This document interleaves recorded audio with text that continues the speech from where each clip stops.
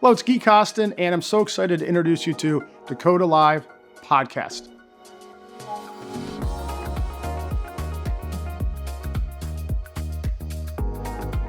If you love Dakota Live and our allocator interviews, you're going to love the Dakota Live Podcast.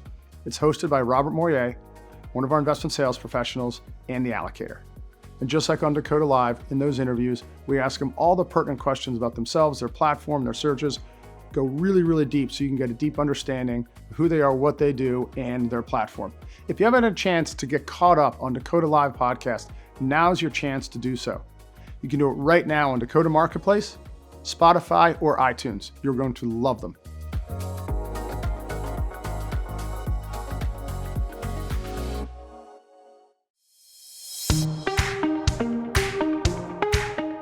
Welcome to Dakota Studios, the premier location for all of your video production needs.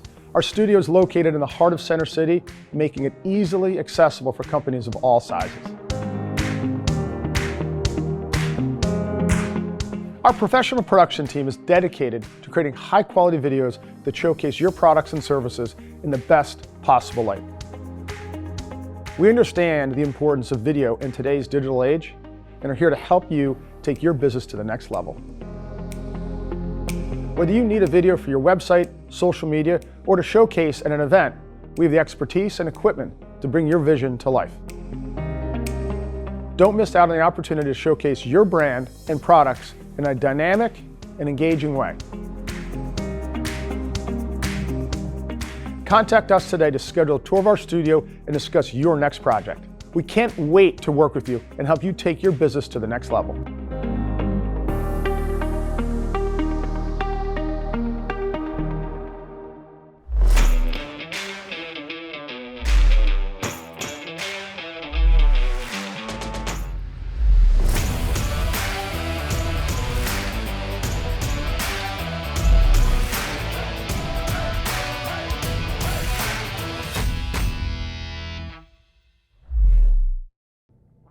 What is up, everybody? Guy Costin, founder of Dakota, joined by Tim Dolan. Welcome to the Emerging Manager Growth Show. This show is all about emerging managers and what they need to be doing to do less, to do more with less, is the bottom line. And so we do this show, as we always talk about, Tim, to help today's emerging managers, as you're coming out, what are the things that I can be doing, okay, that are highly affordable, but as we know, very, very effective to help grow my firm. So one theme today is going to be public pension funds. We always hit on a theme, whether it's consultants, public pension funds, RAs, the different avenues that emerging managers can go down to build their brand, get in front of allocators, and win mandates. Now, Tim, one thing we do want to talk about today, we're just coming off the heels of our annual conference. Unbelievable thing. And what we want to talk about is we did about 9 interviews with allocators. And you want to start talking about some of the key takeaways that we heard. And I was pretty surprised at what we heard, but as we went through the interviews in front of 300 people, the themes became very clear. Yeah, absolutely. So we had, as Guy said, close to 9 different allocators across RIA, multifamily office, consultant, and I think importantly, right, and what's good for a fundraiser is that there is activity, right? And there is, as we talk about, money is in motion. Unbelievable. And so we heard it from just the questions that we had asked, and we'll share a few of these insights on the call or the show today. But right, is what is topical within your investment committee, right? Whether it's on the long only equity side, obviously what's going on in fixed income and credit and where rates are, extremely topical, but on the alternative side as well. And I think importantly for all of us here today, right, is the use of emerging managers and boutique managers. Unbelievable. That was the number one. So my key takeaways were, number one, money's in motion, a ton of activity, always looking for new interesting investment ideas. Now, one thing, if you're on this call and this is your first time seeing our show, we have been a third-party marketer, fundraiser, since 2006. Our company has 7 salespeople, 7 fundraisers in the marketplace every single day. We get how hard the job is. We raised over $25 billion. We did a startup manager or fresh manager starting last fall, right? Spruce. They do construction loans to multifamily. And the point of me saying that is that I was a brand new manager to basically the RIA and institutional channel, right? So we not only have firms that we've been working with for 17 years, 14 years, 11 years, but we also start with new mandates. We're taking a new product to a new group of buyers. And so we understand how difficult it is. And the key takeaway there is that we see all the time RIAs looking for new and interesting investment ideas, and that was never more abundant then. And maybe you want to talk about one of... Right? Yeah, I mean, in specific, so we had Nora Pickens from Mill Creek, multifamily office RIA here based locally in Philadelphia. And it came quite clear the types of managers they want to work with are newer and smaller, right? Even at what are they now, $12 billion RIA? Yeah. You might think of them as like, oh, we use all the big firms. They want to find managers that are singularly focused on doing one thing. A lot of emerging managers fit that case, but also smaller in size, kind of that 0 to 750 million in firm strategy AUM, which is, again, music to our ears. So, yeah. And then the implementation, which is great at a Mill Creek specifically, right, is they're creating a fund of funds portfolio. So on the private equity side, right, if they select your vintage, right, they'll continue to allocate and do a fundraise internally on behalf of their clients, and then a hedge fund portfolio and a credit portfolio in which Nora is responsible on the fixed income side. So again, it's even, and we always talk about it, right, the new and who do I call on? I'm small, should I tackle the big RAs or the big consultants, right? It's, again, we don't judge by size, you got to cover all of them. And Mill Creek is a great example, even though it's the headline number of, let's say, 10 billion in firm AUM. I mean, that's exactly the types of managers is smaller, newer, emerging manager. Yeah, and I think the key takeaway here for this call, like I said, if you're an emerging manager and you might not be as experienced from a marketing and sales standpoint, what can I be doing to get in front of these potential allocators? And that's really what this show is all about, is for us to walk you through this. But the good news is, okay, because there's a lot of myths in the marketplace. There's myths around AUM and track record. There's myths around, should I call on RAs because there's so many people calling on them? It's saturated, which is a total myth, right? You have to be calling them now. Tim, underlying all this, because I'm sure as you're listening, and it's all really good news that there's money in motion. I mean, cash was a big discussion, yeah. Right? Because everyone's getting paid to wait. That was a big theme. But also, the world will not be the same in 6 months, 9 months, 12 months, right? And things evolve, which is why it's so important to get in front of these allocators. Now, make no mistake about it, Tim, right? It's hard work, right? It's really, really hard work getting in front of these allocators. I mean, it takes effort. The takeaway, though, is it's worth the effort, right? That's what we learned. Yep. But it might not be, right, if you don't have a fixed income product today or a cash alternative, that doesn't mean that you shouldn't be calling on these allocators. Clearly, that you should be. And so why don't we kick it in, Tim? So again, if you're an emerging manager, there's a few things that we believe that are table stakes that you need to be doing, and we'll get to that in the latter half of the show. We do want to touch on public pension funds, and we have very, very detailed notes that as soon as this call concludes, we will email you those notes that go through a number of public pension funds, their consultants, those emerging manager programs, et cetera. So like I said, if this is your first time listening, we're going to cover, Tim's going to go through some notes from the public pension funds. Then we're going to go through the tactics, the thing that we believe you should be doing today, okay, to build your brand, build awareness, get in front of these potential buyers, and whether it's, we're going to go through your quarterly webinar, the emails you're sending, the process for doing that, city scheduling, and then we're also going to touch on conferences. When we send out the call notes from the show, it's going to have the upcoming emerging manager conferences. So with that, Tim, you want to kick it into the public absolutely. pension? And so as we do on these shows, right, just highlighting a specific channel, RAs are crucial for an emerging manager, covering the consultants, the family office channel, but do not look past the public pensions. Obviously, a lot of them do work with a consultant, which I'll touch on here, but I think on a positive note for emerging managers is a lot of the pension plans have a dedicated emerging manager bucket, which is great to hear because it's not just the large, big private equity firm that's getting all the allocation. So just, again, we'll provide these notes post-show, but importantly around the definition of an emerging manager at the pensions is more around maximum AUM, right? So thinking anywhere from 1 million to, in some instances, 2 billion, that would be an emerging manager. And then as you graduate or continue to see inflows, which is a positive, right, you're no longer qualify. Tim, but I do want to point out, right, an emerging manager does have a certain level of AUM, right? Because you really have to distinguish between an emerging manager and a startup, right? Because a startup with $5-10 million under management, 15, 20 kind of thing, that's a little more startup mode, which imposes different risk on a potential allocator. Well, I think importantly, and we heard this at the conference, because you asked in the interviews your use of boutique and emerging managers. And I think from 5 of the 9 allocators, they referenced small and new is fine. It's the institutional service providers that they work with, right? So who is your back office compliance? What trading platforms are you using?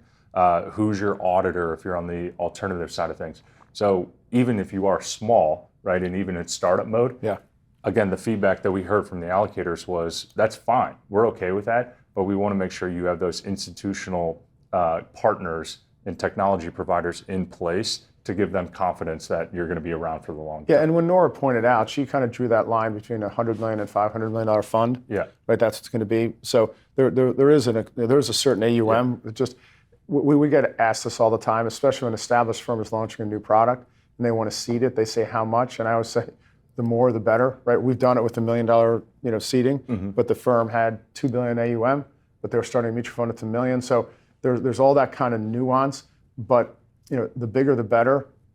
But if your firm has 5 to 10 million AUM, right, now you could be a fund one, right, that came out of a big private equity firm, and then you have that institutional credibility, if you will, and then you might end up having a few seed investors. But essentially, the answer to the question is, the more AUM, the better. Yeah. But if you're committed to being in the business, and you're committed, then you just have to make sales calls, and that's what we're going to talk about. But Tim, let's go through the public funds, the ones that you know. And by the way, for those of you on this call who aren't familiar with, but we launched a database business 5 years ago called Dakota Marketplace, and we have all the emerging manager programs, all the emerging manager programs at the public pension funds at the consultant level with all the proper contacts, email, phone, everything, in addition to which RAs are more prone to working with emerging managers, because there are ones that really believe that performance, that great performance earlier on in the fund's life,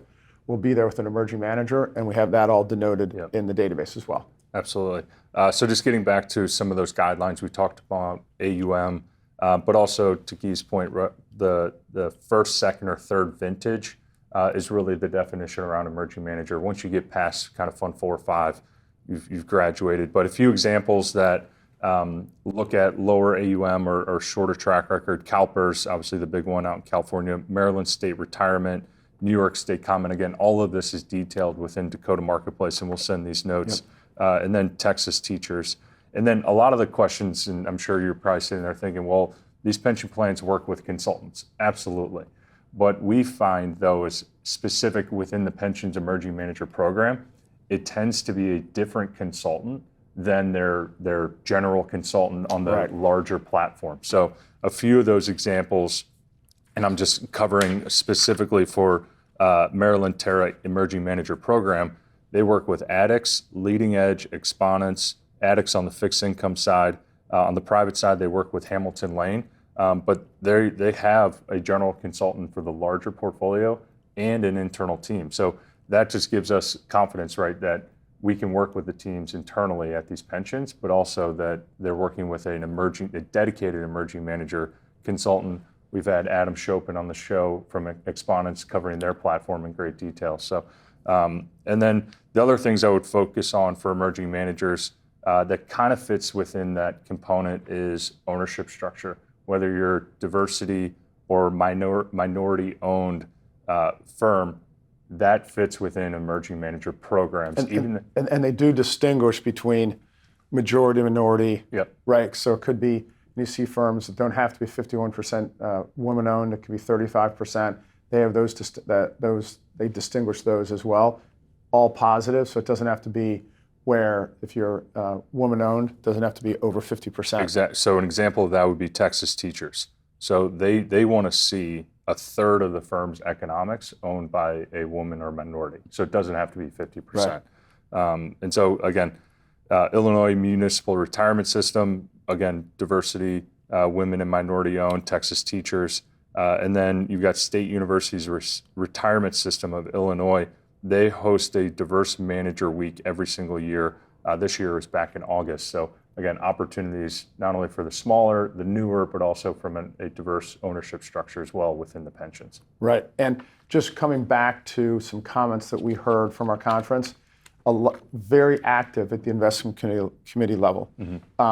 And as we said before, a lot of the calls that we all make today won't impact ourselves until 9, 12, 18 months down the road, which the theme is, of course, setting up as many meetings as you possibly can. That's the secret. So, and at our conference, we were with a lot of experienced salespeople.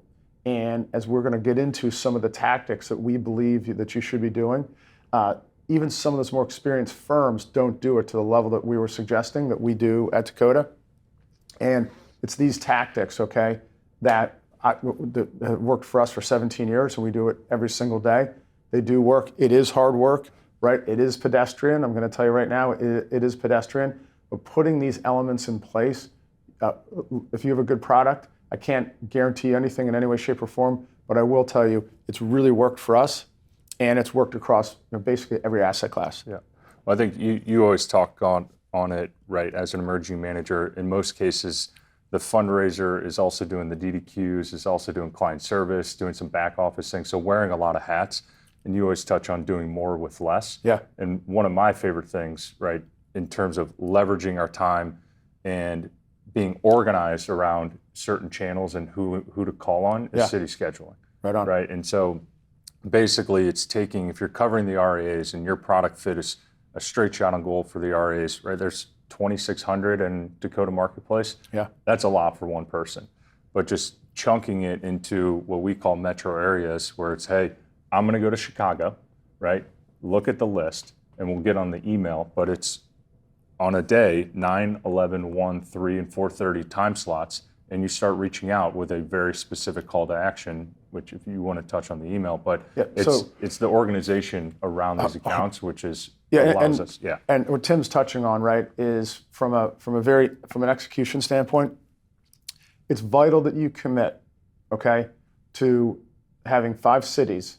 Just imagine you're going to 5 weddings, right? Because that's a lot of times people are like, the PM's like, hey, I'm going to be going to Chicago to visit with this company. Okay, can you set up some meetings for me? That's a lot of times, and then everyone's rushing to Chicago to blow out Chicago in terms of a day or two of meetings. So what we say is that you have to just put those cities on the calendar.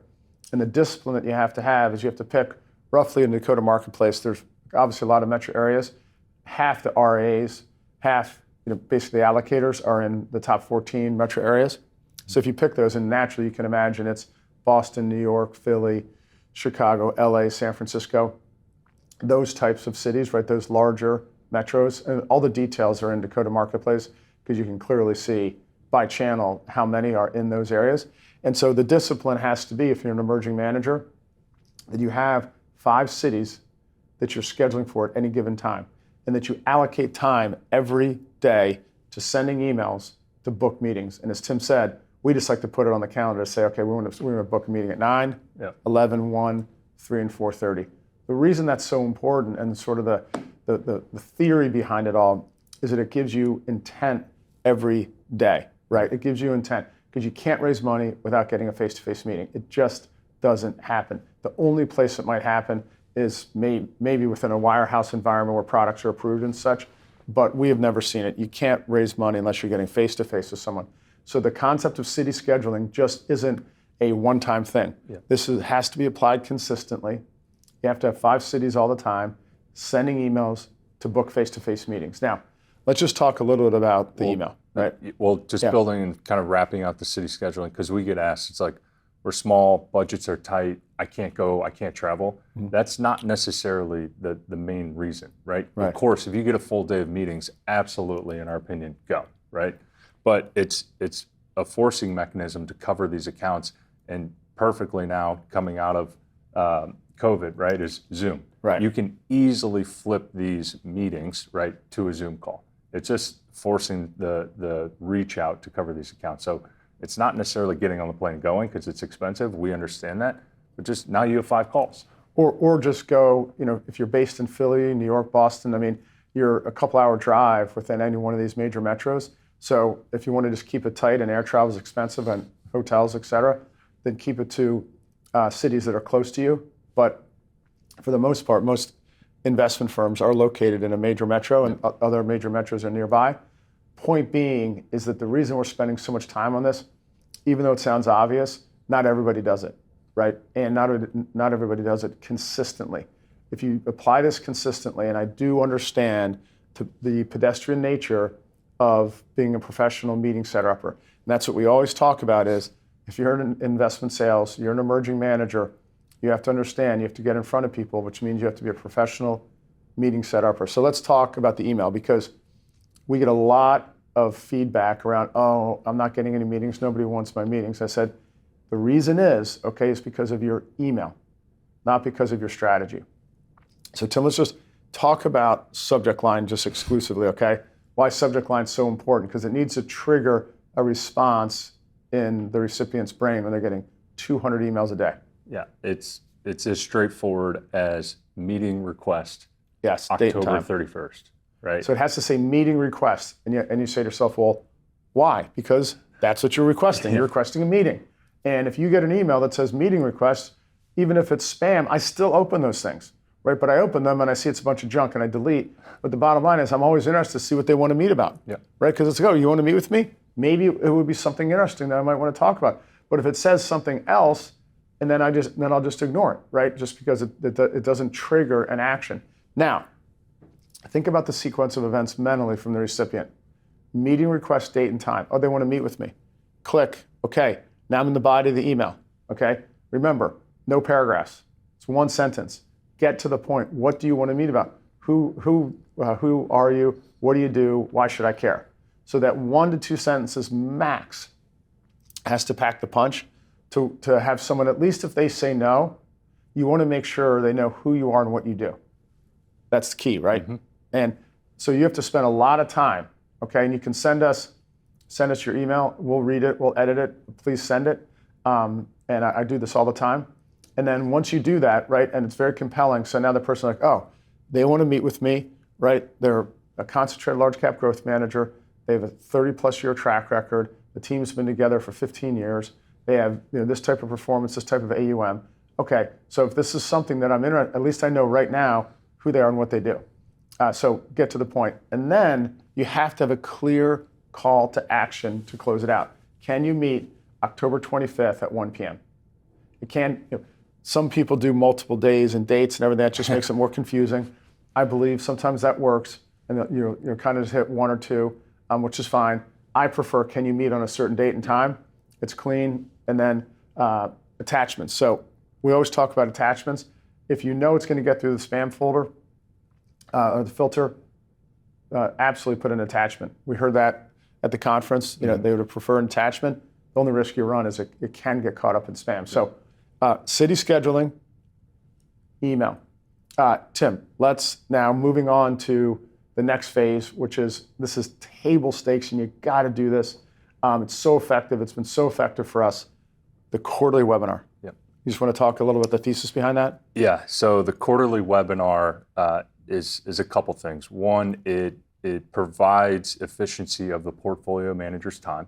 Right. So in effect, it is their way to cover, from a client service standpoint, if you have 10 clients, right, you can cover on the quarterly webinar what would have been 10 one-on-one client update calls. We're not suggesting get rid of the client update calls, but as a complement to those conversations, because some of the clients are like, you know what, I watched your webinar, I'm all good, I don't need a one-on-one. So you save time on both ends. Right. But also it is in effect, what we call free marketing. So you're not only doing the quarterly webinar, which we'll touch on kind of the contents, but just from a execution standpoint, you're not only inviting your clients from a client update on what occurred in the quarter and your thoughts going forward, but you're sending it to your pipeline as well. And you're sending the registration link prior 1 week, the day of, and then a replay as well. So you're hitting your pipeline, your clients 3 times each quarter, 12 times a year, where your name and brand is going in their inbox. So they're going to continue to see your name and brand every single quarter, and you have the stick-to-itiveness that we talk on as an emerging manager. And and we have a PDF, we have an ebook on how to create a quarterly webinar that we'll follow up with after this call. Yeah, but personally, and like I said, it's free marketing because you can do it live or pre-recorded. It's scripted, compliant, approved, but it's your way to kind of flex your muscles on 100%. What took place in the quarter, good or bad, what you're seeing, opportunities, kind of themes, what you guys are thinking about, questions you're getting from other clients, and then as we like to do at the end, the Q&A session, right? You can plant your own softball questions, right? Again, make yourself look good for the audience. Well, this is your chance to tell the audience what they want to hear, right? Yeah. And you're going to do it, and you want to provide insight, right? So it allows you, number one, through the email invitation to build your brand. So then when you go city schedule for those cities, they've already seen your brand because they've been invited. The more professional your quarterly webinar, right? The more thoughtful in terms of the content, the more insightful, the more you're going to build the quality of your brand, right? Because you're going to reveal how you think, how you do things. And so if you do those very professionally, that's going to then definitely trickle down right into how they think about you as an investor and your investment process, right? So sending the emails, right? You have to save the date, then you have the invitation, another invitation, and then the day of, right? And Tim, what's the benefit once it concludes, as we always talk about, from replay, transcription, so you're going to send out the replay, you're going to put the replay on your website, you're going to send out the replay, you're going to transcribe the call, and then you're also going to do an abstract of the call, the key takeaways. You're giving people 3 different ways to consume your content, okay? And then you're able to use that as marketing tools, right? Post call, because you can say, hey, here's a transcript, or here's some key takeaways from our call. If you would like the full recording, be happy to send it to you, or here's a link, it's on our website, et cetera. Yeah, and we do get asked in terms of the length of the webinar, right? No more than half an hour, really around 20 to 25 minutes. We do get asked, well, our PM team, they do great, thoughtful commentary newsletter each quarter. Perfect, do that, right? Put them on camera and on a Zoom, or come to the studio here, right? And just read the newsletter and bring some life to it, obviously. Yeah. But again, we're not trying to create more work, but again, this is the work you need to be doing. Yeah, this is the table stakes tool, massive efficiency tool. Yeah, and so as you look back and you're sitting here as an emerging manager, and you're like, okay, how do I get going? How do I start raising money? What do I need to do? Okay, well, number one, we know it's obvious. You need to get in front of qualified buyers. So you need to figure out your right fit channel. It's generally going to be RAs, maybe family offices. If you subscribe to our database, we have those family offices and RAs in those metro areas. So you're able to, if you're going to Philly, you can try to book meetings with both and kind of the same thing, so it's very efficient. But number one, you need to be getting face-to-face, right? In order to get face-to-face and do that consistently, we describe the plan, which is city scheduling, 5 cities, always on the calendar. When one rolls off, you put another one on. You city schedule using the proper email, and then you have your quarterly webinars. So if you just did that, and whether it's you as the PM or the fundraiser, whomever you are, right? These are the most clean, simple, and affordable tactics, right? And we always say about shortcuts, right? Everybody wants the easy button. Everybody wants a shortcut to fundraising. There's no such thing as an easy button or a shortcut to fundraising. The only thing that we've seen that works is the shortcut. There's one shortcut, we call it sales process. So if you follow a detailed sales process and you never stop, okay? If you want to be in the investment business and you're an emerging manager, you've just started, then you're committing to consistently being out in front of potential investors. And we walk the talk every day. We do the exact same thing every single day, and we've done it for 17 years. And you really can never stop. And if you do that, we have seen it does work. Mm-hmm. And the good news, Tim, when we release the call notes, we're going to go through all the public funds and the consultants that have emerging manager programs, and there's a lot of detail within this. We'll also send the ebook. So any parting comments you think about takeaways from the conference that I think anything that surprised people or was positive? What I was most surprised about, right, is the level of activity. Again, we touch on it. Money is in motion. It is. I mean, these committees, whether it's an RA or a consultant, we heard from Mercer.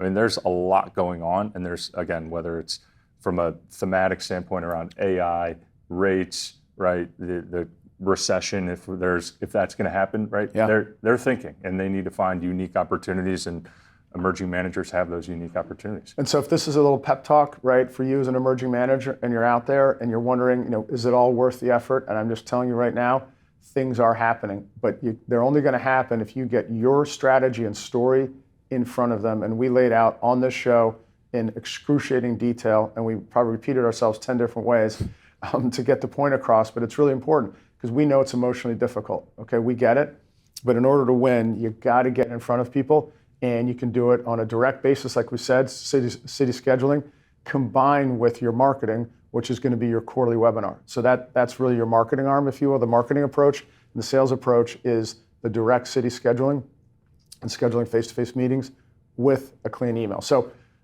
good luck. We will have our next show coming up in November, which will send out a detailed invitation to that show. But with that, Tim, thanks for joining today. Thank you. Appreciate all your insights. Everyone, have a great day.